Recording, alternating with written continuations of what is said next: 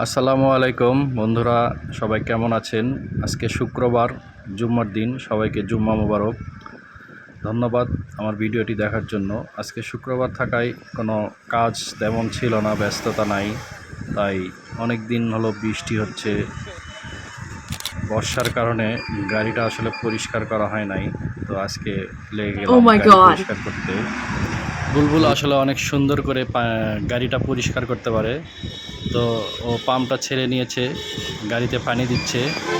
পানি দেওয়া শেষ হলে তারপরে শ্যাম্পু ফেনা করে রাখা হয়েছে। তো শ্যাম্পুর পানি মিক্স করে যে ফেনা করা হয় সেটা দিয়ে এখন গাড়িকে একটু সাবান মাখানো হচ্ছে, শ্যাম্পু মাখানো হচ্ছে। যাই হোক, এটাকে আরও পরিষ্কার করবে।